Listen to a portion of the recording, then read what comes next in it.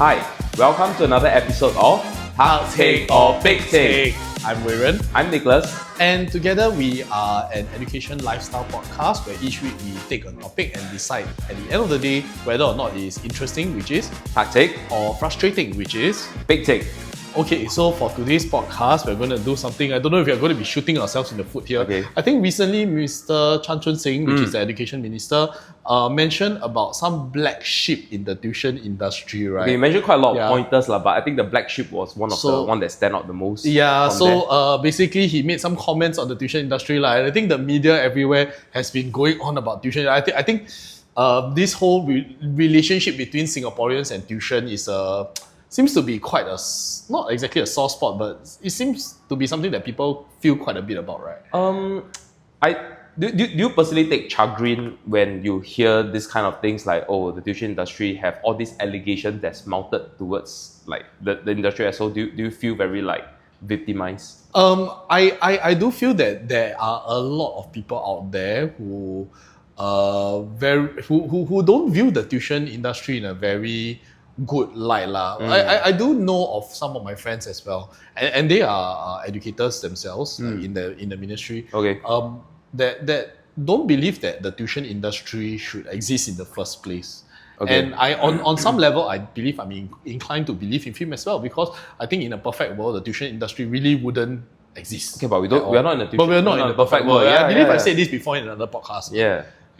And I like again using the perfect world analogy itself, then I think property agent and insurance agent should not exist as well. Yeah, because in the perfect world, if let's say we wanted to sell our house, then we'll be able to list our house on the online platform. Correct. Then after that, the buyer will just be able to pick what they want, right? And I mean, on this point here, maybe a little bit far extending here is also because of all the different bureaucratic steps that it takes for you to sell your house and your insurance. So if things was really much simplified, like a point A to B, then you don't need anyone to broker this whole thing from there. But that's not perfect. We are not in the perfect world. And I've said before as well that I personally feel that the tuition industry provides a means for the more efficient allocation of teachers to the respective students.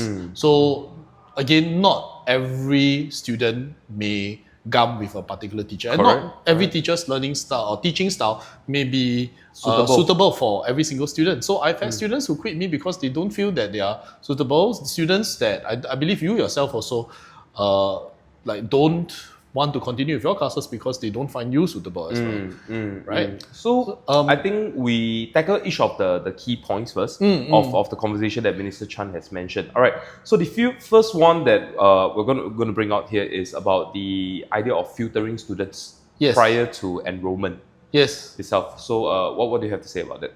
Okay. So straight away, I believe when I saw the comment section, there was one particular tuition center that stands out, that keep being thrown out, right? I don't know.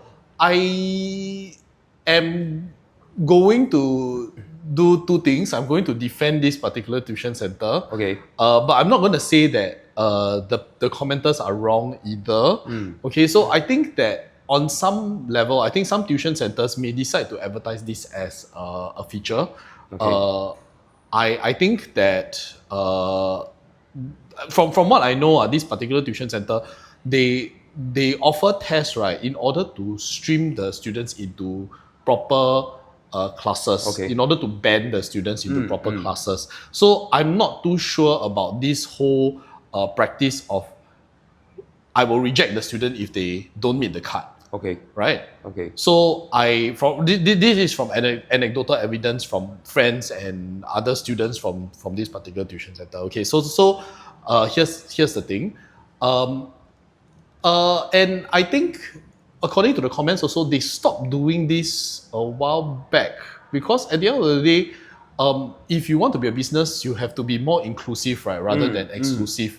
If you let in more people, that means more earning opportunities for you, right? Yeah. So from what I can gather from the comments as well, like this specific tuition center has stopped doing it, has stopped this with this practice already. But I'm sure out there, like no name dropping as of this moment, there are still other centers, whether are they the big players whether Yes. they are the boutique centers and all, they are still doing a certain sort of filtering. Yes. All right, so maybe I'll use our center as a benchmark first. So I will perceive that the filtering does not have so much more to do in terms of I only want the best of the best.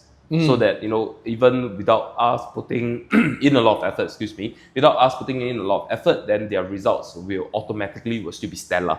Okay, so we don't engage in that kind of filtering. But whereas it's more on the point of understanding the learning ability of students on the first layer, which is from primary to secondary, we have the G3, G2, and G1. So we do accept students from G3 and G2 regardless of academic background. All right, when we C6, F9, A1, we take you in. Our center doesn't cater to G1. G1. Yeah. All right, so allowing us to explain here is that we do not have the relevant caliber to deal with students from a G1 kind of a curriculum. All right, so that's the first layer of filtering.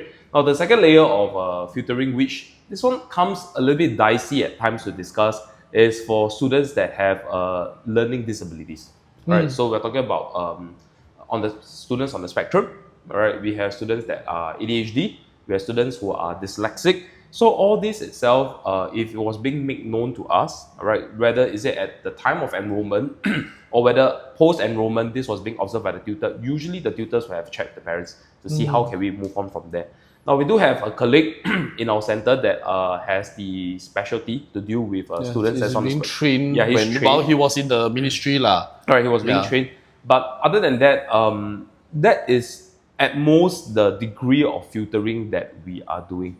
All right, so We just ask, right? So if let's say they do pose a very, very big problem with, or if let's say they're holding back the class, I think we'll have to have a serious sit down with the parent and then tell them like, hey, maybe your child is not suitable. Yes. Because at the end of the day, we want our best for our students as well. So if let's say we cannot offer this particular service, we cannot help your kid, and we cannot do a service to the rest of our students, then I think this is where our business relationship has to end lah. yeah. So it's usually not a very it's not the stage It's that not we a pleasant, all yeah. want to go there, Yeah, But it's never a pleasant conversation. But I think at the whole idea here is that this is still very much like you mentioned, a very group tuition kind of thing. So our attention span and our ability to handle the class has to be stretched among the students that's found in our class. So if there's like an overt, focus of attention and effort just to be able to teach a particular student and us and the expense will actually neglect the rest of the class, then this is the kind of conversation that we will have to have with the parents to see whether can we swap the students around to another tutor of a smaller class size. Yeah. And if this is not a viable option because of timing, because of whatsoever class, the student CCA and whatsoever, then we might be potentially looking to terminate the relationship.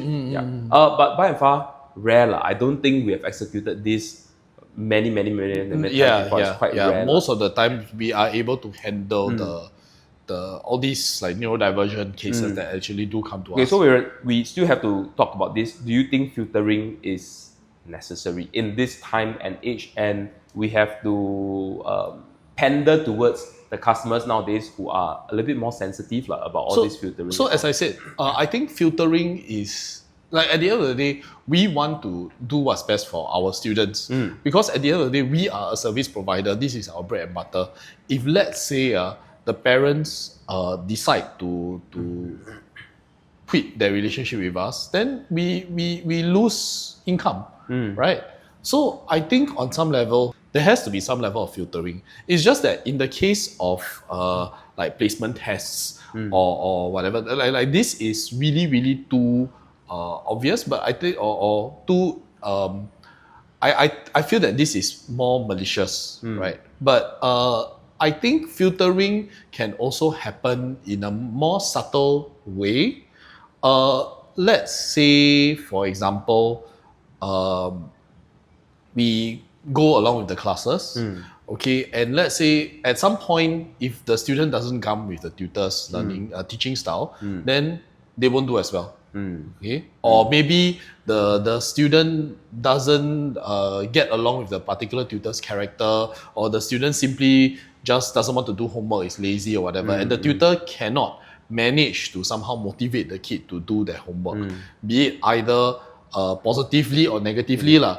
Then I think the student at some point, when they realize that, hey, my parents are paying money for that, or the parents at some point will realize that, hey, I'm paying money for this particular service and it's not working out, my child is not improving, I think they will naturally quit as well. And that, I think, provides a natural form of filtering already, at least for our industry lah. So I think in some ways the tuition industry is already it auto filters, and it's usually parents or student initiated. Yes, and it's usually the interaction with the tutors and the kind of results. Because the parents have expectations as well. Like, I want my child to improve, and if the child really is not improving, then why do we need to continue with this relationship? And we do see this in very seasonal time in the year after WA's assessment. So I mean, we usually call this as like the Great Migration, because students from our center, if they're not doing well, they'll leave. But similarly, students from other centers, they'll leave. It will be a reshuffling period. So, Okay. So I think maybe just a small conclusion is that filtering students is only necessary in terms of anything that's not related to their academic caliber, but more so in, are we able to provide the kind of help that they actually need? Yes. Yeah. So again, just to re-emphasize, G3 and G2, we do take them. All right. Yes. Regardless of where you come from, the grades. But G1, because of the lack of the caliber, we don't do that. Yeah. And I really recall that the whole aptitude testing is not really unique to the said tuition center that you mentioned, actually. Yeah. I think this has to do with the next point to raise, all right, which is Minister Chan did mention, and I kind of like this anecdote that he brought up, that student drink my product. Okay, we don't talk about what's the product. Then I will we get... all know what the product is. I'm not going to talk about the product. Okay, then I will get 4 A's.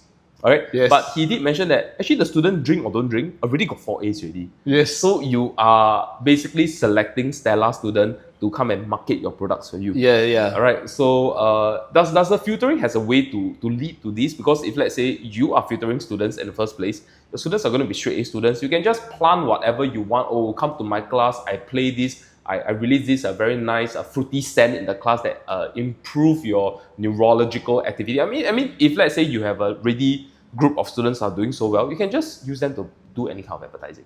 What do you think about that? I mean, at the end of the day, it's always going to be, the advertising industry will always maintain this kind of standard, right? Like if let's say you're Nike, who will you get to endorse a product? Sports people, right? Yeah. Or if let's say you are a beauty industry models, who will you get to endorse your product? You get all these very good looking celebrities already. So I think at least for these companies that the marketing these products that Minister was talking about, I think it's the same psychology, but I do believe that with regards to education, especially for students, especially for parents who want to give their children the best, it creates a sort of a FOMO sort of mindset lah. Okay, so let me interrupt you here a little bit. If we are talking about okay, I'm going to use the beauty and the sportsman industry that you mentioned. Yeah, true. I mean, you will want someone that's related to your products to be the proxy for you to talk about your products, right? So I do know of a tuition center. You probably also know of the tuition center that instead of getting students to using their grades as a proxy to show how good the center is, they get actors or influencers, actors from the media industry to come along. They pop into class. Then they just show face, take pictures with the students, and then they just put it in their collaterals and all. So this is a little bit like celebrity or influencer endorsement. And I'm also sure that there are some tuition centers, you are definitely also aware, that they will sponsor the influencers or celebrities' child for a semester or even the whole year free of service of their tuition center, just so that they can say that so and so send their kids to my tuition center. Yes. So how do you feel about that? I personally feel that this is, forgive me but I feel that this is fair game. If somehow the tuition center can somehow, I mean, at the end of the day, they are giving the influencer or actor money. Yeah. So they are paying for marketing dollar which personally I feel is a fair game.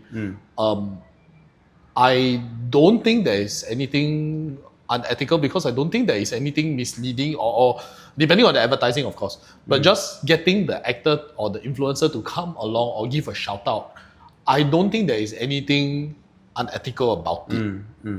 I don't feel that there's any misinformation unless really the tuition center gives the actor or the influencer a specific script to say which we will never know lah. Which we never. I mean, of course, if let's say the actor or the influencer say like, oh, my tuition center guarantee to produce 100% A1 or so on and so forth. I think this one is something that like can be taken with a pinch of salt lah. I'm on the other side of the fence. So let me give you an analogy. If let's say you go to a hawker center, and you are going to have your lunch, and there's like 5 stores with chicken rice selling chicken rice, and one of them has been like paved the with newspaper, a lot of, right? Newspaper Makan Sutra, full of acolytes, and the other 4 are like plain Jane vanilla stores. And let's say all of them have no queue. Which one will you tend to gravitate towards? And let's say all of them, the prices of the chicken rice is the same, the portion is the same and everything. Obviously, I'll go to the one with the queue, right? But why? Because the somebody 盖小 before me, has been endorsed, right? Okay, so you see, food itself, I feel that food is a very public kind of thing. Yes. So because of that, we are generally okay with influencers endorsing. And I'm sure that if you scroll past your IG, your socials and all, there has been shillings of like random nasi lemak store, shilling of like fried chickens and everything. Yeah, okay, we're fine with that. We understand it's business. But when it comes to tuition, I feel that it's more sensitive actually, because you can eat chicken rice anytime, any day, and for as long as you want. You want to eat it for 90 years, yeah, okay. But for a child's education itself, there's a specific tenure that they will go through. Yes. And if you shill the center, SHIL, if you're shilling the center, and you're doing it, you're the celebrity, you're the influencers, and let's say, yes, definitely you have an incentive, your child gets to study there for free, you're being paid a handsome sum. But what if the center is not doing exactly what they're advertising? Like, I mean, false advertising of 100% A1 itself, and false advertising of I will provide A, B, C, D service, that kind of thing. But because the celebrity face is right smack on it, and you are basically luring customers in expecting the same degree of service, but it's not being provided. This is not like a chicken rice, because you can go to any chicken rice store anytime. But I think that in a tuition, your commitment is a period. You can't just go there for one session and say, okay, this tuition center is terrible.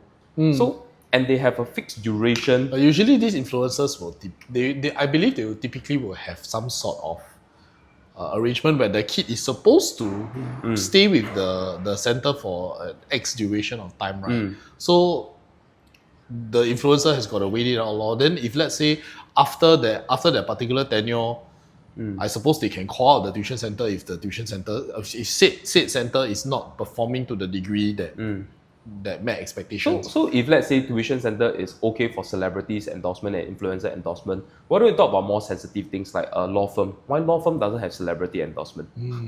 So what I'm trying to say over here is that Mr. Chan did mention about potential marketing guidelines, right? I feel that it will, to be very honest here, I feel that it will hand tie us in some portions of our existing marketing, because I think we're still relying very heavily on word of mouth.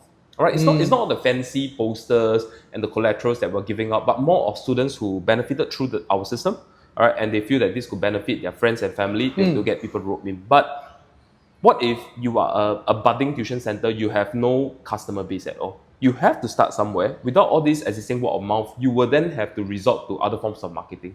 So that's the part that I'm worried about, because if the marketing guidelines are very strict, and this will prevent new players from entering the industry. And I think new players are generally healthy for the parents and students, because they have more choices. More choice, yes. Yes, I think this is good. All right, but however, it will make people refrain from entering because things are too difficult to market. But on the other hand, current business players that has all their marketing already all done well, they will have a feeling of being a little bit hand-tied, because now I have to redact this info, I have to redact that info, I have to redact this info and everything. I think there's a certain degree of goodness if, let's say, there is some guidelines, all right, so that you do not do funny things like, okay, I'm just going to give some random stuff. Let's say you come to the tuition center, and I know tuition centers, some of them are well known in giving snacks and drinks and everything. And I think that's fine.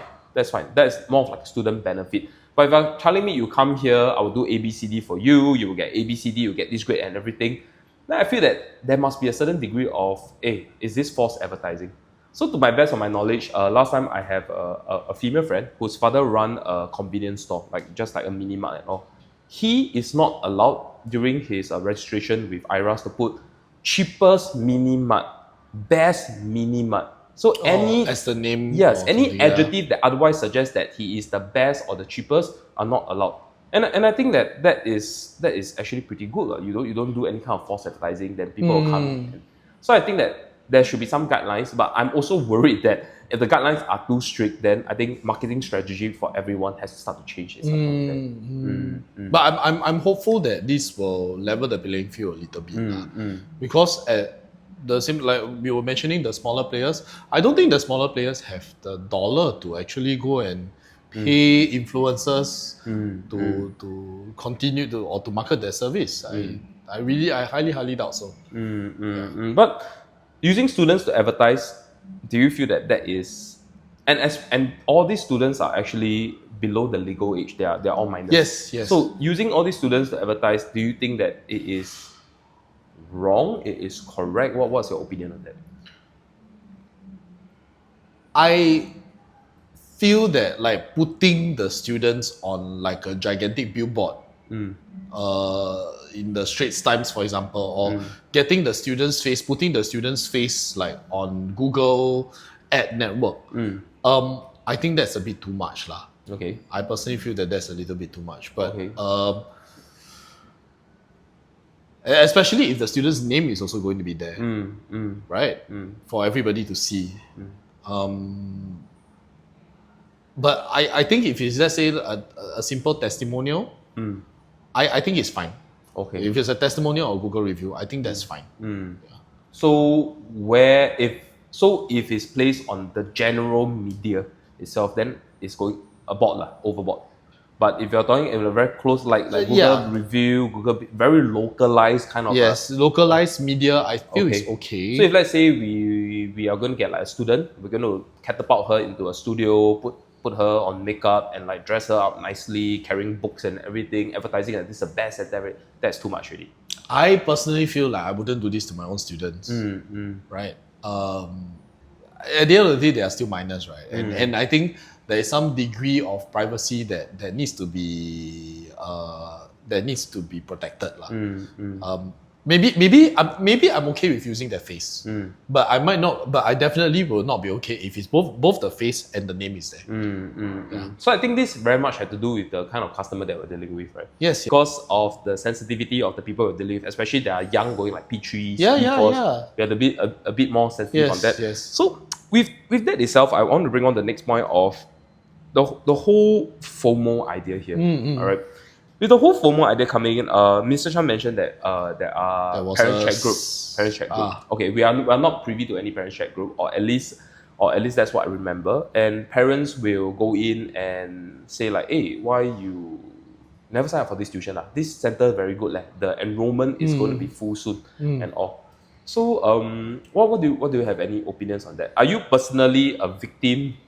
Or you're personally someone that is also FOMOing other parents into, hey, go and sign this center, go and sign that center, hey, go and sign this activity, that activity. Like, we are at this phase now that we are with people around us that are. I personally am quite chill about it. If let's say an opportunity, I feel that you can find opportunity anywhere. If let's say a particular opportunity for something that I miss it, then I will just go and look for the next best thing lah.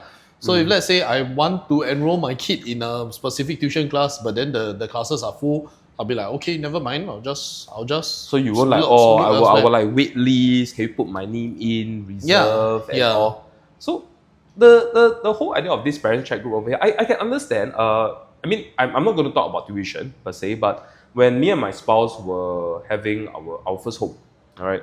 So my spouse was in various chat groups, so there's a neighborhood chat group and all. So, and I think that this chat group generally has a very positive outcome because things are like group buying of like groceries. I think that's good. But now there has been words on the street that there are parents group chat that there's like group buy to tuition. You group buy enrollment, your tuition and everything. So I feel that it's good when you want to hitch a ride and get a promo, but when it eventually go towards you join A but you never join B. B, this tutor is very good. When A, the parents start judging each other. correct. And usually this kind of chat group, there's no censorship. And the admin is also a parent themselves. So with this kind of thing, I think it's beneficial for people who are clueless, they want to have tuition, they can go in and get a general feel of which centers they will prefer. Yeah. Locality. Usually we tell our customers, pending customers, don't choose the tutor, but choose the timing and the day. Yes. Yeah, because I think adherence to your schedule is more healthy than going to a set tutor that you prefer. All right. But so this is the part. If you're clueless, you go in the parents chat group, you can probably find something. Generally these are the good ones. But if you're already in the center already, but then when you go in, then people start to say that this center is much more superior than the other. Then it makes you start to doubt. And I think this is a never-ending cycle. Because after you swap over to the new center, then you feel that a center, the other one is good. So your kids are actually the one at the suffering end because they are the one uprooting and moving and adapting again. So I think, like I say, there's a limited tenure to their education. So if they keep changing and swapping, they can't really settle in. But I suppose for these parent chat groups, it's important for there to be a moderator lah. The moderator must come in and then say like, hey, guys, no judgment here or whatever. I don't know. But usually this kind of chat group very echo chamber, right? Yes, it is. I agree. So there's plenty of toxicity that can go around. Yes. I believe Minister also mentioned that there was another center that was on day one of primary school. Okay, yeah, that's something we should talk about. Was standing outside, giving foolscap paper or flyers. Well, but actually we have done this before. We'll be honest, we did that before. Yeah. Alright, so but to clarify, we did give flyers outside secondary schools. We gave foolscap. We get foolscap papers. But how do you find that particular So there is strategy? a reason why we've never done this before. Again. Never do this again anymore. Which is, I think this was during one of our early years, the first or second year in business, where we thought we just give it a try. And the people that we engaged to actually stand outside the school and then give out the flyers or the foolscap paper actually got chased away by the school. And then I think it ended up drawing the ire of the school. And I feel that this is not beneficial to us. Again, I think we want to have a proper and healthy relationship with the schools. We don't want to say that, actually we are better than the school teachers, you know. We want to be able to support whatever the students are learning in the school. So if let's say doing this is angering the school, right? Then it's not a worthy. It's not a worthy endeavor. Yeah. So we didn't do this in the subsequent years already lah. But giving flyers to primary school, that is even more and this tasteful. Is P1. I thought so. P1 minister mentioned there's potentially it removed the ability to inculcate the love of learning for the kids then start to become very meritocracy. I need this grade, that grade. So with alignment to ministry movement, there has been the removal of several major exams. Yes. Our customer base are the parents and the students. So if we reach out to the parents itself, that will usually be more suitable for the primary school cohort, right? Because they are the decision makers. But we also have to pander towards the Sec 3, Sec 4s, J1, J2s, which are more student-centric, the one that's put out. So do you still think that advertising guidelines has to be implemented to make sure that we are not targeting any vulnerabilities and extorting anything? I do feel that the advertising guidelines should be put in place to prevent misinformation. I think that so for example, Minister was talking about the product that gets the top PSLE students to endorse, right? I feel that such things should be controlled lah. So recently, one of our colleagues, I think you weren't here that day, asked me that, hey, you drink product A, you get 100% A's. Do you believe? And I said, no, I don't believe lah. Then he bring out another analogy. So no name dropping over here, but I say if you drink a particular chocolate malted drink, all right, then usually on the advertising is that you will play sports very well. So my question here, he asked me, do you drink and then you play sport very well? Do you relate good sports performance to drinking that chocolate malted drink? or you just drink it regardless of whatever picture that was slapped on top of it. So I say like, no, I just drink it regardless of whatever picture Because it tastes nice. because it tastes nice. Yeah. So I feel that I'm trying to talk about the brand A that people drink and they get A's. It's because I think this has been decades of marketing. So it's a theme. Yes. It's a theme. Most people know that there is no direct correlation between you drink but that is their marketing team. Yes. Yeah. So my worries over here is that what if another brand managed to build a certain misconception and it just perpetuates through the ages? Oh, you must do 300 push-ups before you go for exams and then you score A's. Like the censorship has to be there to come in to say that, hey, this is ridiculous marketing. It is misrepresentation. It makes people who are, those students who are perhaps not doing very well, they think of it as like a Hail Mary. Or whatever products I drink, I do push-ups and everything. Like the guidelines I feel is necessary in terms to prevent bad actors from doing very terrible misrepresentation of whatever that's there. But again, coming back to this whole idea, I'm also worried in the sense that what if there are genuine marketing strategies like whatever that is now students writing testimonials, what if the ministry clamp down and say, no, you cannot do that anymore? How do you think the rest of the industry player will react to this kind of very harsh marketing guidelines?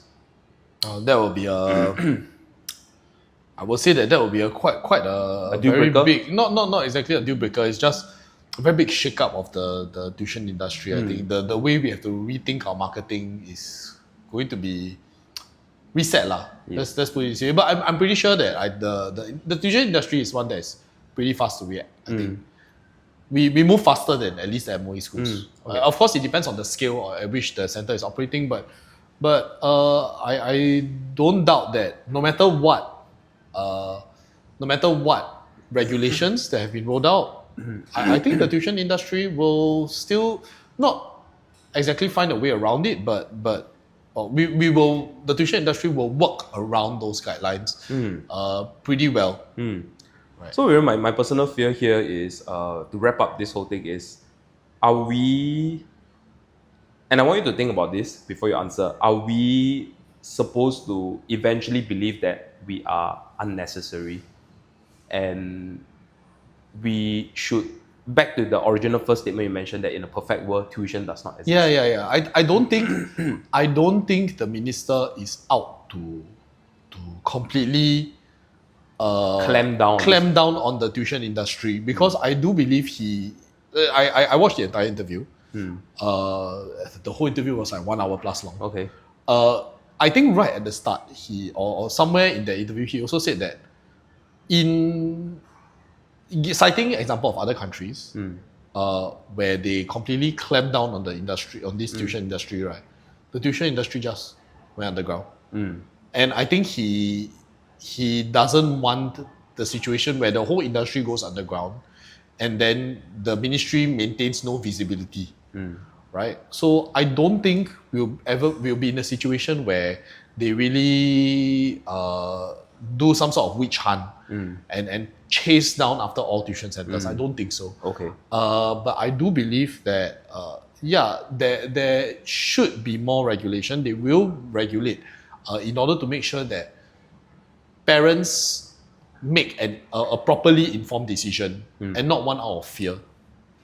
Okay. For their kids lah. So my thoughts on this is that that we have the JE when students go for Sec 4 to J1. Yes. Then their schools have their website Yes. itself. So I believe the MOE also catalog all of the different schools into a directory. Yes. And a long time in our time in P6 going Sec 1, they give us this very thick booklet. Yeah. So do you think that tuition will now be going into a booklet whereby you send out, and this by MOE, okay, these are endorsed MOE centers, and these are what the center No offers lah, and everything. I don't think so lah. I don't think Okay. so. At the end of the day, tuition is still a very much a private Private thing, arrangement, private arrangement. So I highly doubt so lah that they do that. Okay. So I think today's topic, I don't know, how do you feel, responding now as an educator? As an educator first, how do you feel is today's topic? Do you take or pick Wow. take? I think the whole idea, I don't handle the center's marketing. I think you might have a better idea on this. I have always felt that marketing to me is something which is a very big thing. It's a okay. big take but necessary, right? Big take but necessary. Yeah, So that's okay, why I'm doing things like, I do podcasts, I do TikTok and whatnot. But yes. I personally feel there's a big take thing. And if let's say there are even more regulations to make marketing even more restrictive for us, right? Wow, to me, as an educator, as a business owner, trying to cater to my employees' livelihoods, right? I will feel that this is big take. Okay, now Yes. Swap, now you are the parent. All right, so regulations that come out. As the parent, do you feel like this is more tactic or big take for you? On some level, I feel that as a parent, there might be less information for me to work on. So I think also as a parent, right, Big take. I might be more big take. I don't know, but I feel that I might be more big take. Okay. What about you? As an educator, Yeah. and also as the main marketing arm of the center, extremely frustrating and hectic for me, Okay. right? Because I think we kind of, for me, I kind of feel like, and I'm maybe a little bit more on the pessimistic side. I feel that the ministry is making us, it doesn't want us to disappear, but I feel that they want to imbue a certain sense of redundancy, Control, right? Yeah. control and redundancy, such that I think we still generally value, and I think that you believe that we still generally value that teachers in school are still the primary education provider. All right, we supplement. We are not meant to take over, and I think this is a very important point to go on to. But the tactic portion over here is that we can't be one step ahead of the ministry. So yes, you did mention that we are very reactive, but I think that is the role that we can always be. We cannot be proactive. We cannot be reactive. So if there is a big paradigm shift in terms of what the ministry thinks that marketing should be, how tuition should be, I feel that big players have the mental resource, have the financial resource to mobilize and activate very quickly. But smaller players like us, we have to be a bit more resourceful and more purposeful in how we redo our marketing again. Yep. All right. What about as a parent? As a parent, I feel actually tactic for me. Oh, yeah. okay. I think the reason here is because if the ministry are coming in and imposing any kind of marketing guidelines, preventing FOMOs and everything, I can be very sure that whatever I am seeing as the advertising of whatever centers that I want to consider has been filtered by the ministry. So no false advertising, no misrepresentation, no you come for program ABCD, you get like 300 A's and everything. Like I know that I am paying for what I can expect. Of course, I will still exercise a certain degree of filtering. Like they will claim 10 things, but I know that 9 out of 10 things could be done. Yeah. So I think for our listeners, if you are a parent, we do hope to hear from you. Like in terms of, have you been a victim of FOMO, or you personally you are the Indian chief that's causing FOMO to the other parents out there in the chat group. And for the parents also to really if you can comment, like, is tuition at this particular moment here more of a reinforcement for your student, or you feel like again back to the FOMO thing, if you don't have it you are losing out per se. And educators, if there's any educators or tuition business owner that's listening to us, we do want to hear from you. Your thoughts as well. Hear your thoughts, because I think that this affects the industry, and I think this is now at a very infantile stage. But when the minister give a little hint of marketing guidelines probably being imposed, how are you scrambling to try to react to this? All right, thank you.